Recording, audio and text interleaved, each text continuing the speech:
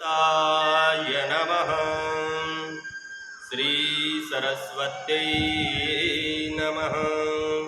श्री गुरुदेवाय नमः। प्रातः स्मरामि गणनाथ मनाथ बन्धु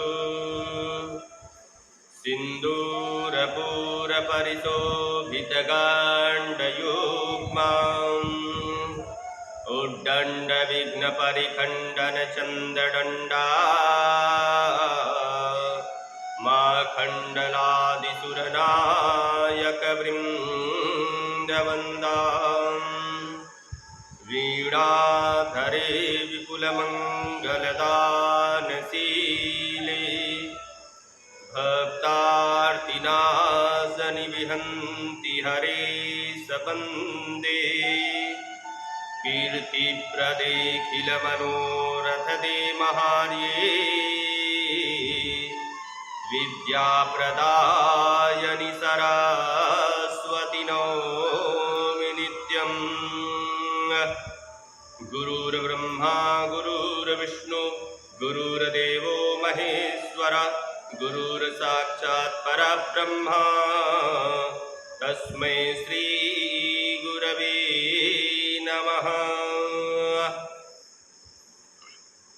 आइए परम मंगलमय परम परात्पर परम अखिलेश्वर भगवान श्री बालकृष्ण लाल को प्रणाम करते हैं और आज की कथा में हम सब प्रवेश करते हैं। कल की कथा में आपने विधि पूर्वक श्रावण मास के पुण्य फल के बारे में जो हमने वर्णन किया था वह सब आपने श्रवण की थी। तो श्रावण मास में किस तरह से पुण्य फल प्राप्त होता है, आज श्रावण मास की द्वितीय दिवस है और मैं आपको आगे की कथा की ओर लेकर के चलता हूँ।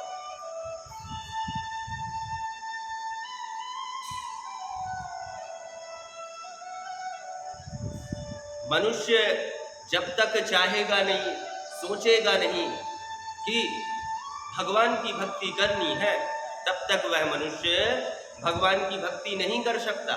अगर भगवान की ही कृपा हो जाए ना, तब वह भगवान की भक्ति कर सकता है, अन्यथा भगवान की भक्ति नहीं कर सकता। आप भगवान की भक्ति करना चाहें तो सोते जागते उठते बैठते घूमते फिरते खाते सोते हर समय भगवान की भक्ति कर सकते हैं। हमारे नित्य कर्म में अजपा जप का संकल्प भी आता है। इससे 24 घंटे भगवान की जाप चलती रहती है। एक बार संकल्प ले लिए तो 24 घंटे भगवान का नाम का संकल्प का जाप चलता ही रहेगा। यह अजपा जप संकल्प की विधि है। नित्य कर्म पूजा प्रकाश की पुस्तक आती है, उसमें आप खोल करके देखिएगा, विधान सहित बताया हुआ है। एक मुचकुंद नाम का राजा था, आपने कथा सुनी होगी। वह राजन इंद्रदेव से निद्रा की वरदान मांगी थी।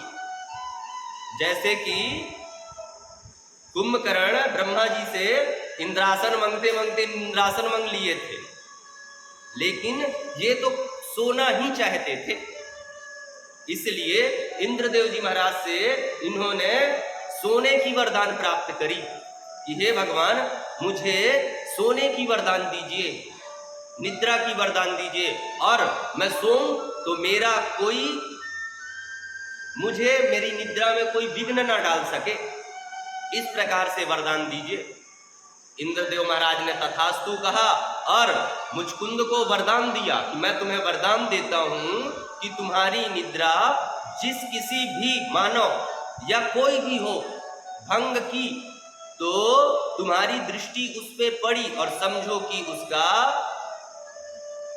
कल्याण होना निश्चित है, यानी कि वह भस्म हो जाएगा। एक कालियावन नाम का दैत्य था। भगवान श्री कृष्ण को युद्ध के लिए ललकारा, लेकिन भगवान तो भगवान ही है। भगवान महाभारत में पितामह भीष्म की प्रतिज्ञा की लज्जा रखने के लिए अपनी प्रतिज्ञा तोड़ दी है। और अस्त्र उठा लिए थे, शस्त्र उठा लिए थे, तो क्या मुचकुंद को ऐसे ही सोए रहने देते? मुचकुंद तो उनका प्रिय भक्त था, जो निद्रा के बाद तक भी कई युगों से भगवान की निद्रा में ही भक्ति कर रहे हैं, केवल और केवल निद्रा में। हम तो जीते जागते उठते बैठते अच्छे से भगवान की भक्ति नहीं कर पाते, लेकिन मुचकुंद ऐसा भक्त था कि सोते सोते भी भगवान का भक्ति करता था। तो क्या भगवान अपने ऐसे भक्त की अभिलाषाएं पूर्ति नहीं करेंगे? अवश्य करेंगे। जाकर के और जैसे ही कालियावन भगवान के ऊपर आक्रमण किया, भगवान ने लीला धरी, क्योंकि भगवान तो लीलाधर है। भगवान ने सोचा कि अगर मैं इसके साथ में अभी युद्ध करता हूं तो न जाने मेरे कितने सैन्यों की हत्या होगी और न जाने इसके कितने सैन्य मरेंगे, इसलिए मुझे युक्ति सोचनी चाहिए। और भगवान को युक्ति सोचने की जरूरत नहीं, भगवान स्वयं ही एक युक्ति है। भगवान ने विचार किया और विचार करके बातों में बहलाने लगा कालियावन को। कहा कि मैं अकेले तुमसे रण में युद्ध करने के लिए आया हूं और तुम वाकई में क्षत्रिय हो, एक योद्धा हो, तो एक अकेले योद्धा के साथ में अकेले युद्ध करो। इस प्रकार से भगवान श्री कृष्ण फुसलाने लगे, बहलाने लगे कालियावन को, और कालियावन भगवान की लीला में फंस गए। अब भगवान कहे कि यहां से कहीं दूर चले, अब भगवान आगे आगे और कालियावन पीछे पीछे। भगवान को दौड़ा रहा है कालियावन और भगवान दौड़े जा रहे हैं। देखिए, इंसान भगवान को प्राप्त करने के लिए उनके पीछे पीछे भागता है, लेकिन कालियावन तो भगवान को मारने के लिए ही उनके पीछे पीछे भाग रहे हैं। ऐसे मूर्ख। जैसे कि तृणावर्त कथा में आती है, एक तृणावर्त नाम का दैत्य था, जिस समय भगवान नंद बाबा के यहाँ उत्पन्न हुए थे, केवल और केवल उत्पन्न, और कुछ माह ही बीती थी, और कंस ने तृणावर्त को भगवान श्री कृष्ण को मारने के लिए पहुंचाए। तो तृणावर्त आंगन में पल्ले में भगवान श्री कृष्ण खेल रहे थे, झूले में झूल रहे थे। उसी समय चक्र का वेग बना करके और तृणावर्त भगवान श्री कृष्ण को उठा करके और आकाश मार्ग में उड़ने लगे।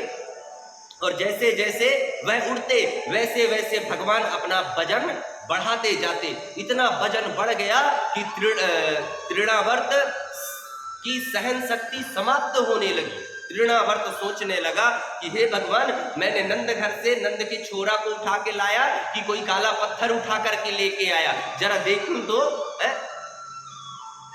सुखदेव जी मुनि कहते हैं, राजा परीक्षित, देखिए यह मूर्ख को।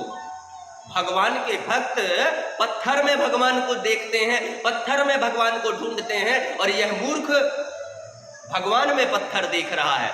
इसी प्रकार कालियावन भगवान को दौड़ा रहा है। भगवान तो लीला रच रहे हैं कि इसको मैं वह गुफा तक लेकर के जाऊं जहां पे मेरा प्रिय भक्त मुचकुंद सदियों से सोया हुआ है। इस प्रकार दौड़ाते दौड़ाते अंततः वह गुफा में भगवान श्री कृष्ण पहुंचे ही गए, और वह गुफा अंधकार से भरी, खूखा, साधारण प्राणी डर के मारे अंदर जा ही न सके, इस प्रकार की गुफा थी वह, जिसे कहते हैं अंधकूप गुफा। वह गुफा में मुचकुंद सदियों से सो रहा था।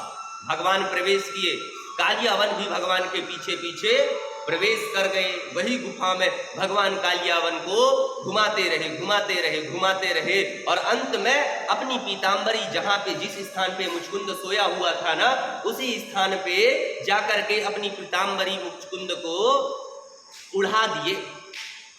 अब कालियावन ने सोचा कि यह तो छलिया है ही, छल तो करता ही है, तो अपने बचने के लिए यह यहाँ पे सोने का ढोंग कर रहा है। इस प्रकार सोच करके और कालियावन जा करके और अपने लात से मुचकुंद के ऊपर प्रहार करने लगा। जैसे ही वज्र की समान प्रहार होती थी। पड़े पहले के राजागण भी ऐसे शिथिल नहीं रहा करते थे। किसी को एक मुक्का घूसा जमा दिए ना तो उसका परलोक सिधारना निश्चित रहता था। ऐसे वज्रों के समान शरीर धारण करते थे, ऐसे राजा रहा करते थे, चाहे अत्याताई हो चाहे धार्मिक हो। लेकिन उनकी जो ताकत थी, वो बल थी ना, वो बड़ा विचित्र रहा करती थी। ताकत बल विचित्र रहती थी। कालियावन मुचकुंद को अपने लात से प्रहार करने लगा। जैसे ही तीसरी लात पड़ी वैसे ही मुचकुंद हड़बड़ा करके उठा और उठ करके चारों ओर देखा, और जैसे ही चारों ओर देखा नजर पड़ी कालियावन पे, और जैसे ही कालियावन पे नजर पड़ी कालिया जल करके भस्म हो गया। और तब भगवान वहां पर प्रकट हुए और प्रकट होकर के और मुचकुंद को अपना दिव्य स्वरूप का दर्शन कराए।